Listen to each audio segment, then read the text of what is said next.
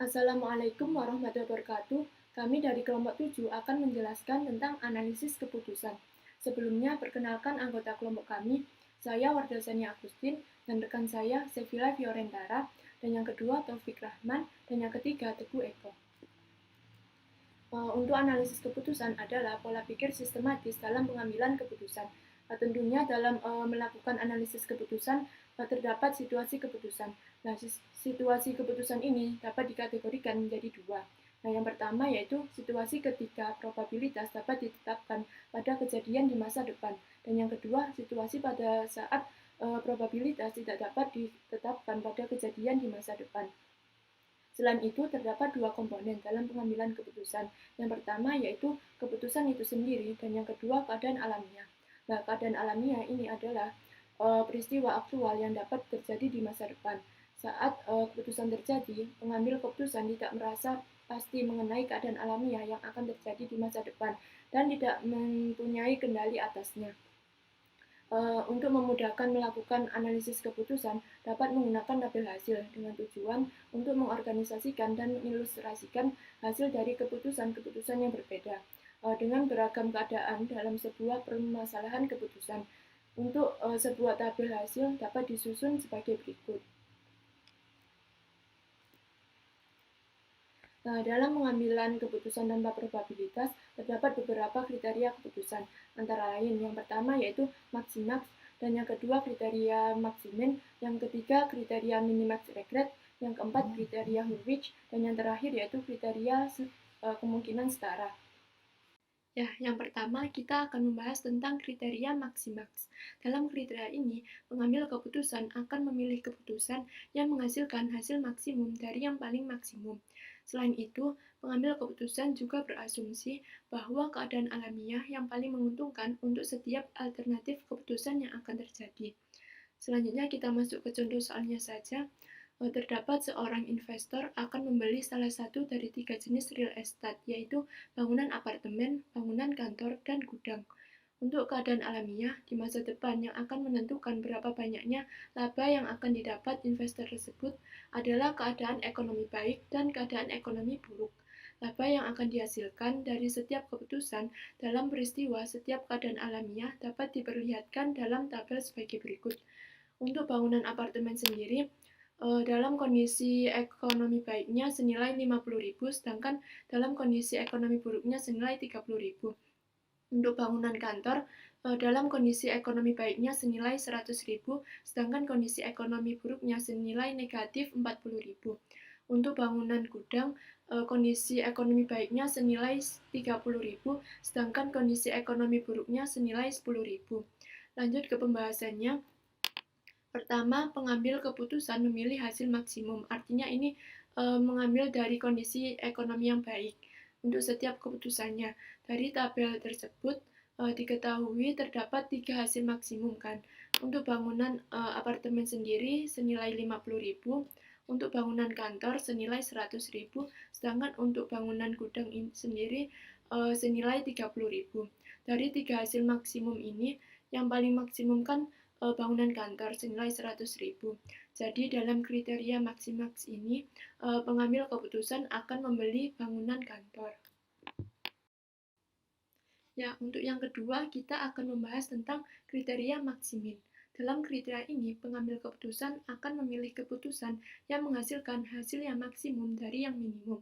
Artinya, pengambil keputusan ini lebih bersifat pesimis daripada kriteria yang maksimax tadi.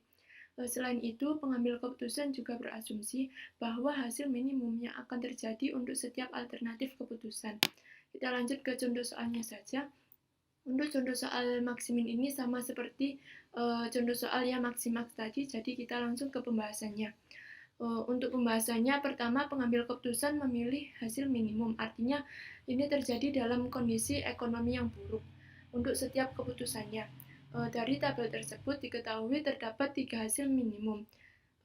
Yang untuk bangunan apartemen senilai 30.000, untuk bangunan kantor senilai negatif 40, sedangkan untuk bangunan gudang senilai 10.000.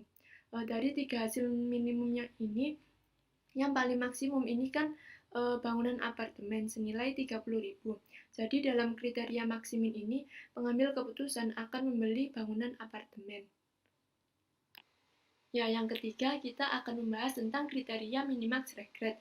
Dalam kriteria ini, pengambil keputusan berusaha untuk menghindari penyesalan dengan memilih alternatif keputusan yang meminimalkan penyesalan maksimum.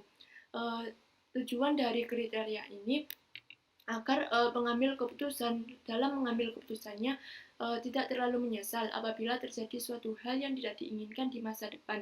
Artinya pengambil keputusan ini salah dalam mengambil keputusan.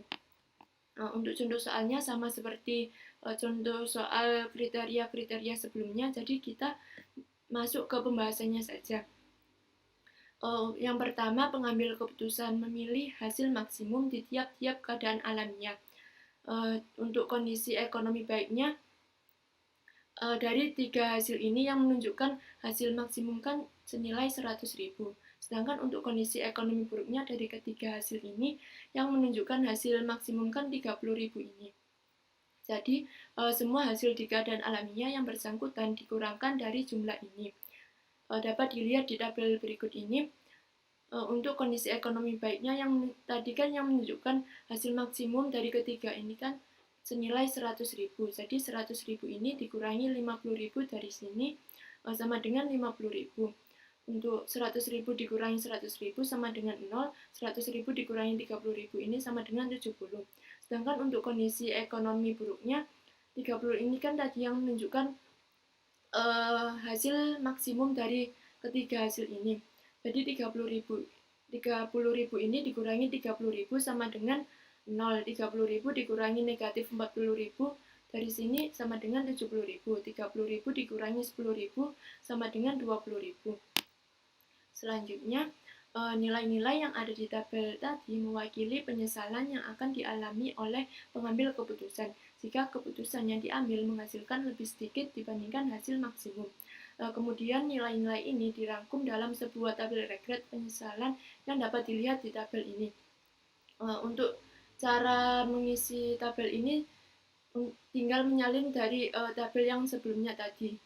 Untuk bangunan apartemen dalam kondisi ekonomi baiknya senilai 50.000, untuk kondisi ekonomi buruknya senilai 0. Sedangkan untuk bangunan kantor dalam kondisi ekonomi baiknya senilai 0, sedangkan kondisi ekonomi buruknya senilai 70.000. Dan untuk bangunan gudang ini dalam kondisi ekonomi baiknya senilai 70.000, sedangkan dalam kondisi ekonomi yang buruk senilai 20.000. Kenapa ketiga ini ditebalkan? Karena dari dua keadaan alamiah ini antara 50.000 dengan 0 kan yang lebih besar kan ini 50.000. Jadi ini yang menunjukkan hasil yang paling maksimum. Kemudian langkah selanjutnya, keputusan yang mempunyai nilai penyesalan minimum kemudian dipilih. Dari ketiga hasil maksimum ini, yang paling minimum kan 50.000. Jadi dalam kriteria minimax regret, pengambil keputusan akan membeli bangunan apartemen dan bukan membeli bangunan kantor atau gudang. Meskipun penyesalan yang dihasilkan apabila membeli bangunan kantor atau gudang senilai 70.000.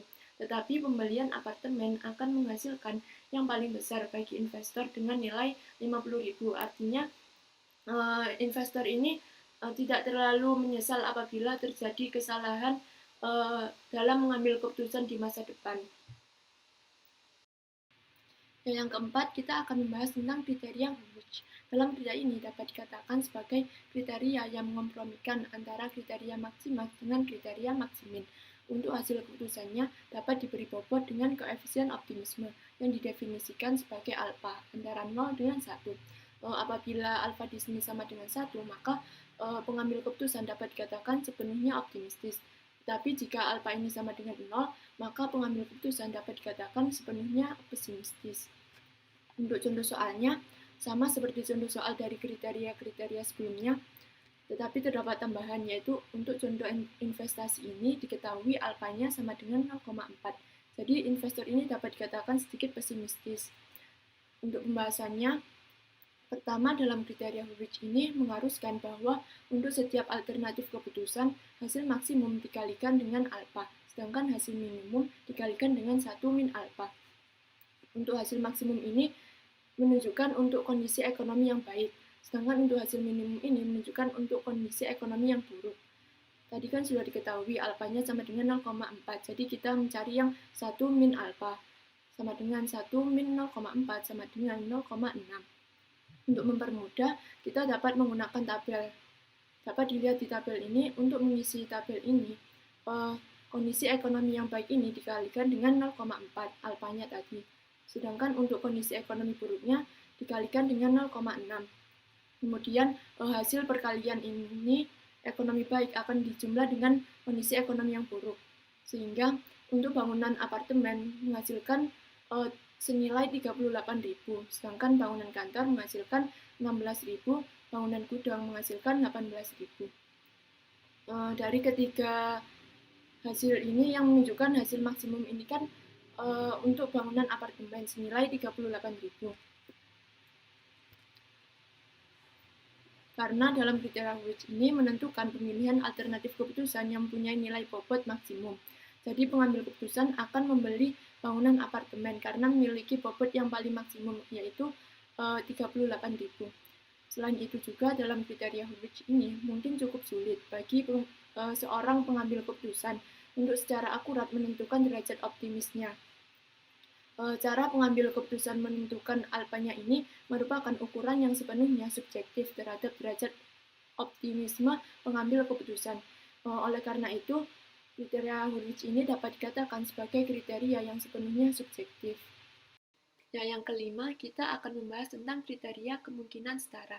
Dalam kriteria ini akan memberikan bobot pada setiap keadaan alamiah secara setara. Dengan demikian, pengambil keputusan berasumsi bahwa keadaan alamiah sama-sama berkemungkinan untuk terjadi. Untuk contoh soalnya sama seperti contoh soal sebelumnya, jadi kita langsung ke pembahasannya.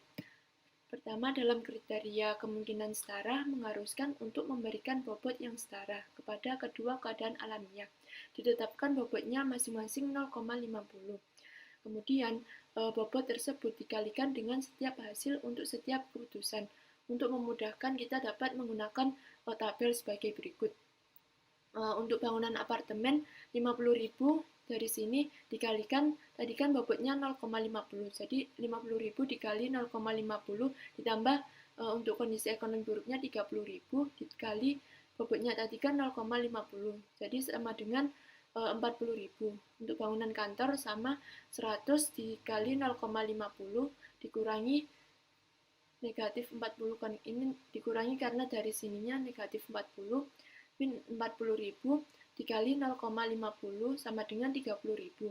Sedangkan untuk gudang 30.000 dikali 0,50 ditambah 10.000 dikali 0,50 sama dengan 20.000. Nah, dalam kriteria ini juga dalam memilih keputusan yang mempunyai bobot maksimum.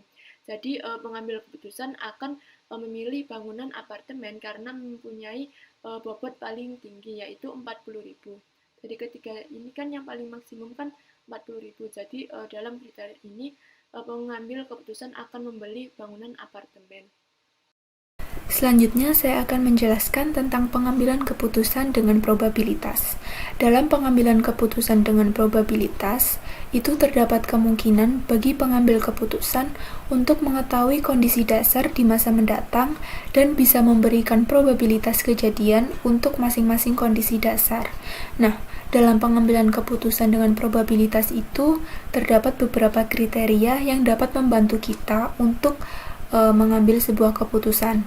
Yang pertama, ada nilai yang diharapkan atau expected value. Nah, untuk menerapkan konsep ini sebagai kriteria pengambil keputusan itu harus terlebih dahulu memperkirakan probabilitas dan terjadinya setiap keadaan alamiah. Lalu, untuk menentukan nilai yang diharapkan, itu kita dapat menghitung dengan mengalihkan setiap hasil dari sebuah keputusan dengan probabilitas terjadinya. Kemudian, hasil yang didapat itu dijumlahkan semuanya. Lalu, nilai yang diharapkan dari suatu variabel acak X itu dituliskan secara simbolis sebagai EVX dan dapat dihitung sebagai seperti gambar berikut. Selanjutnya, ada contoh soal. yaitu pada kasus yang sama diasumsikan bahwa berdasarkan beberapa ramalan ekonomi, investor dapat memperkirakan probabilitas kondisi ekonomi yang baik sebesar 0,60 dan kondisi yang buruk sebesar 0,40. Maka dapat ditulis sebagai berikut, seperti yang ada di tabel. Bangunan apartemen bernilai $50.000 pada keadaan ekonomi baik dan bernilai $30.000 pada keadaan ekonomi buruk.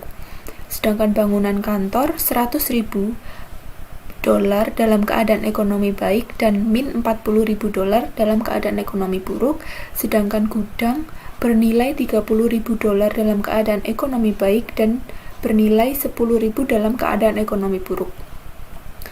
Nah, nilai yang diharapkan atau EV untuk setiap keputusan itu dapat dihitung seperti berikut. EV apartemen sama dengan $50.000 dikali probabilitas dalam keadaan ekonomi baik yaitu 0,60 ditambah $30.000 dikali probabilitas dalam keadaan ekonomi buruk yaitu 0,40 sehingga hasilnya $42.000. Sedangkan EV kantor dan gudang juga menggunakan cara yang sama, yaitu EV kantor $100.000 dikali 0,60 dikurangi $40.000 dikali 0,40 sama dengan $44.000, sedangkan EV gudang $30.000 dikali 0,60 ditambah $10.000 dikali 0,40 yang hasilnya $22.000. Nah, untuk menentukan nilai yang diharapkan tersebut, kita dapat memilih berdasarkan nilai yang paling besar.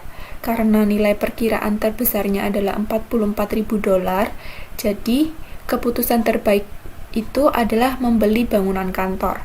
Namun, nilai ini tidak berarti jika investor tersebut membeli bangunan kantor dengan salah satu hasil nilai diperoleh $100.000 atau min $40.000. Nilai yang diharapkan itu akan berarti jika situasi keputusan terjadi secara berkali-kali dan rata-ratanya itu hasilnya adalah $44.000. Lalu selanjutnya, kriteria yang kedua yaitu kerugian peluang yang diharapkan. Kerugian peluang yang diharapkan adalah nilai penyesalan yang diharapkan untuk setiap keputusan. Untuk menggunakan kriteria ini, kita dapat menghitungnya dengan cara mengalihkan probabilitas dengan penyesalan atau kerugian peluang. Kemudian ada contoh soal seperti yang dijelaskan dalam tabel 12.8. Di sini diterangkan bahwa bangunan apartemen bernilai $50.000 dalam kondisi ekonomi baik dan bernilai 0 dalam kondisi ekonomi buruk. Lalu bangunan kantor bernilai 0 dalam kondisi ekonomi baik dan bernilai $70.000 dalam kondisi ekonomi buruk. Sedangkan gudang bernilai $70.000 dalam kondisi ekonomi baik dan bernilai $20.000 dalam kondisi ekonomi buruk. Nah, kerugian peluang yang diharapkan atau expected opportunity loss atau biasa disingkat dengan EOL untuk setiap keputusan dihitung sebagai berikut. EOL apartemen sama dengan $50.000 dikali dengan nilai probabilitas pada kondisi ekonomi baik yaitu 0,6 ditambah 0 dikali nilai probabilitas dalam kondisi ekonomi buruk yaitu 0,4 sama dengan $30.000.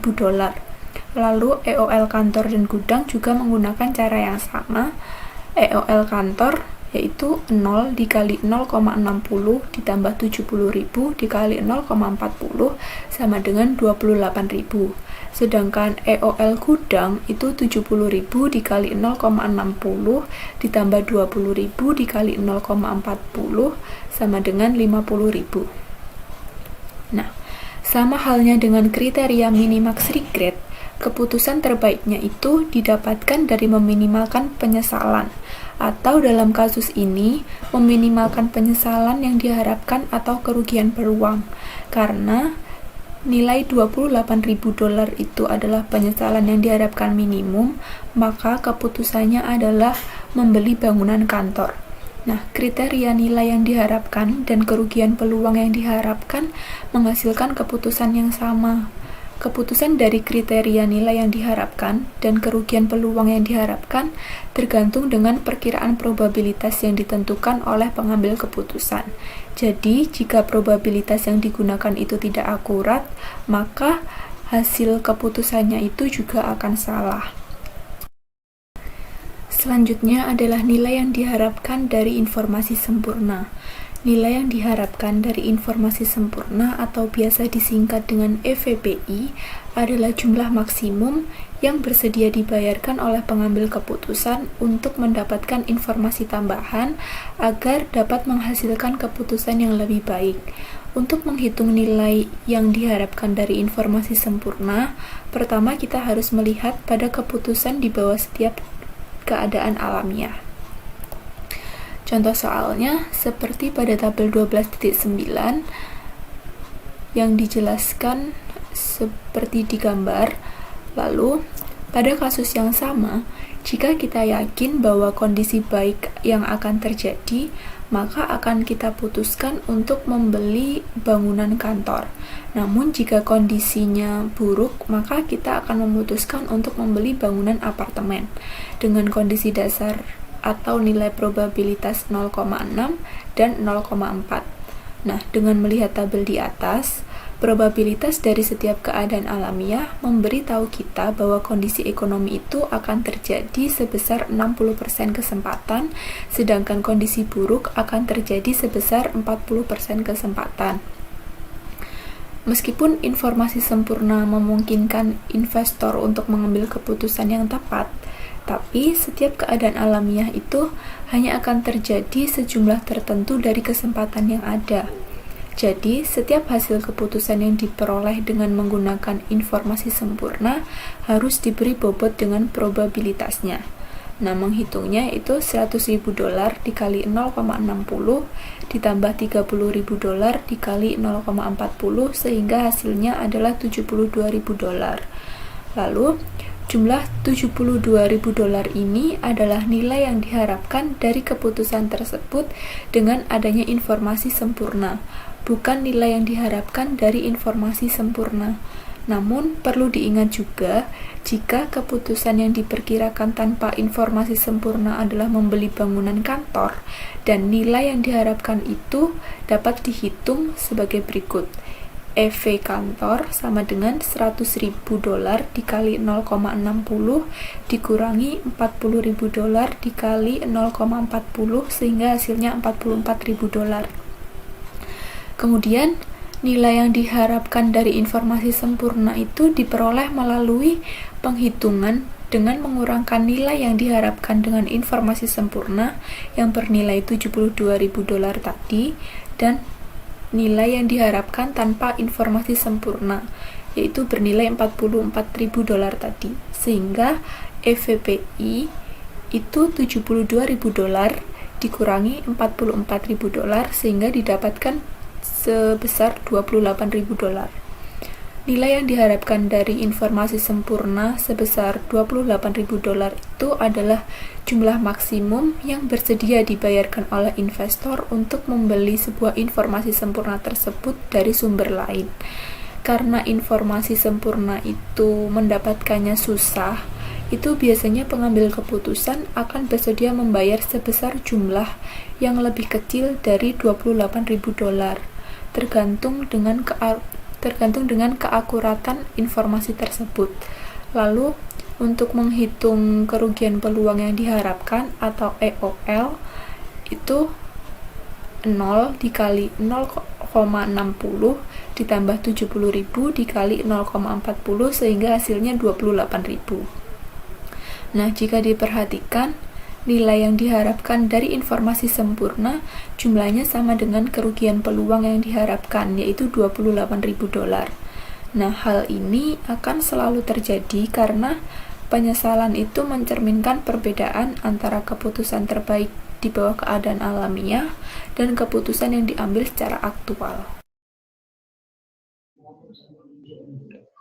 Baik, saya Taufik Rahman Anzari akan melanjutkan presentasi teman saya sebelumnya. Kali ini saya akan menjelaskan mengenai pohon keputusan. Jadi pohon keputusan adalah sebuah diagram grafis yang terdiri atas noda dan cabang. Pengguna menghitung nilai yang diharapkan dari setiap hasil dan mengambil keputusan berdasarkan nilai-nilai yang diharapkan ini. Jadi di sini pohon keputusan dapat digunakan dengan lebih baik karena dapat mengilustrasikan keputusan yang diambil. Seperti ini bentuk dari pohon keputusan. Ini diambil dari real estate table sebelumnya yang ini. Kemudian diubah menjadi pohon keputusan. Bisa dilihat di sini yang lingkaran itu adalah merupakan noda dan kemudian yang garis merupakan cabang.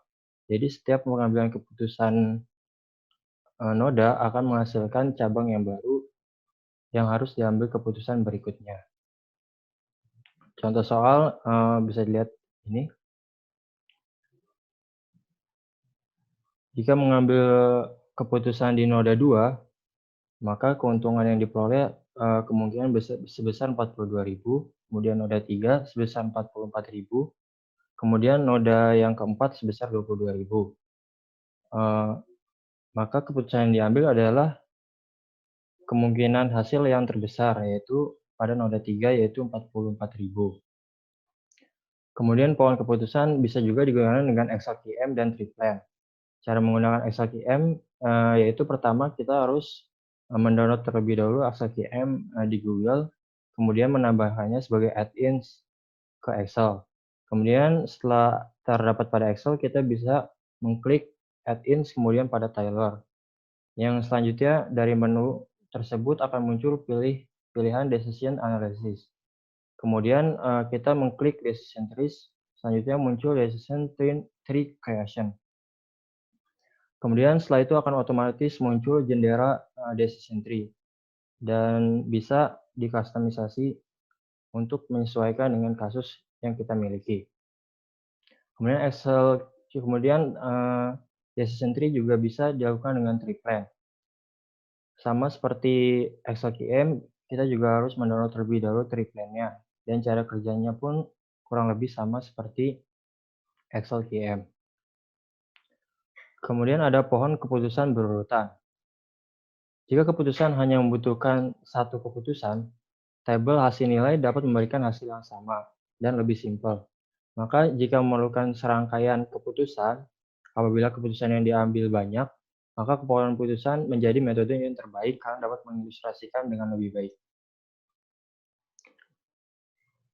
Nah, di sini saya berikan contoh, yaitu dengan mengubah contoh real estate tadi menjadi periode yang mencakup 10 tahun dan harus mengambil beberapa keputusan. Keputusan pertama adalah untuk membeli apartemen atau tanah dengan probabilitas akan tumbuh sebesar 0,6 dan tidak akan tumbuh sebesar 0,4. Kedua keadaan alamiah akan memperoleh hasil sebaliknya jika investor memilih untuk membeli tanah. 3 tahun di masa depan harus diambil keputusan lain untuk mengenai pengembangan tanah tersebut. Pohon keputusan untuk contoh ini yang saya perlihatkan pada gambar ini mengandung seluruh data yang diperlukan, termasuk dengan keadaan alamiah, probabilitas, dan hasil. Pada pohon keputusan ini, pilihan keputusannya adalah untuk membeli bangunan apartemen atau untuk membeli tanah. Perhatikan bahwa biaya dari setiap spekulan 800.000 dan 200.000 secara berurut-urut. Diperlihatkan dalam tanda kurung. Jika dibeli dengan bangunan apartemen, terdapat dua kemungkinan keadaan alamiah pada noda probabilitas. Yang nomor 2. Kota tersebut dapat menampilkan pertumbuhan populasi dengan probabilitas sebesar 0,6 atau jika tidak tumbuh sebesar 0,4. Jika populasi tumbuh, investor akan mencapai hasil nilai sebesar 2 juta $US dalam periode 10 tahun. Perhatikan bahwa seluruh situasi keputusan ini mencakup rentang waktu 10 tahun. Namun jika terjadi pertumbuhan populasi, hasilnya hanya 225.000. Jika keputusan adalah membeli tanah, terdapat dua kemungkinan keadaan alamiah pada noda probabilitas yang ketiga. Kedua keadaan alamiah ini dan probabilitasnya identik dengan yang berada pada noda 2, tapi hasilnya berbeda. Jika pertumbuhan populasi terjadi untuk periode 3 tahun, tidak ada hasil yang terjadi, tetapi investor tersebut akan mengambil keputusan yang lain pada noda 4 mengenai pengembangan tanah tersebut. Pada titik itu, apartemen dapat dibangun dengan biaya $800.000. atau tanah tersebut akan dijual dengan hasil sebesar $450.000. Perhatikan bahwa situasi keputusan pada noda 4 hanya dapat terjadi jika terlebih dahulu terjadi pertumbuhan populasi. Jika tidak terjadi pertumbuhan populasi pada noda 3, maka tidak akan ada hasil. Jika keputusan pada noda 4 adalah membangun apartemen, terdapat dua kemungkinan keadaan alamiah. Populasi dapat tumbuh dengan probabilitas hanya 0,8 atau mungkin tidak ada pertumbuhan populasi dengan probabilitas hanya 0,2. Kemudian probabilitas terjadinya pertumbuhan populasi adalah lebih tinggi dan probabilitas tidak ada pertumbuhan populasi lebih rendah dibandingkan sebelumnya karena telah mendapat pertumbuhan populasi untuk 3 tahun pertama. Seperti yang saya perlihatkan di cabang noda ketiga ke noda keempat, hasil untuk kedua keadaan alamiah di akhir periode 10 tahun ini secara berturut-turut adalah $3 juta dan $700.000. Jika investor tersebut memutuskan untuk mengembangkan tanah secara komersil pada noda kelima, terdapat dua keadaan alamiah yang dapat terjadi, yaitu pertumbuhan populasi dapat terjadi dengan probabilitas 0,3 dan hasil akhir $2.300.000, atau dapat tidak terjadi pertumbuhan populasi dengan probabilitas 0,7. Ini pohon keputusan yang saya maksud. Kemudian probabilitas pertumbuhan populasi rendah 0,3 karena tidak terjadi pertumbuhan populasi seperti yang diperlihatkan oleh cabang dari noda ketiga ke noda 5. Situasi keputusan ini mencakup beberapa keputusan berurutan yang dapat dianalisis dengan menggunakan pendekatan pohon keputusan yang diuraikan dengan contoh kita di awal. Seperti sebelumnya, kita memulai di akhir pohon keputusan dan bergerak ke belakang menuju keputusan pada noda 1. Kemudian hasil akhirnya adalah bangunan apartemen $1.290.000 dikurangi $800.000, hasil akhirnya $490.000, atau membeli tanah dengan $1.360.000 dikurang $200.000, hasil akhirnya $1.160.000. Maka investor akan memilih untuk membeli tanah karena memiliki hasil yang lebih tinggi. Selain itu, pohon keputusan juga dapat digunakan secara lebih simpel menggunakan XLKM. Karena dengan menggunakan XLKM dapat otomatis menghasilkan keputusan tanpa harus kita yang buat.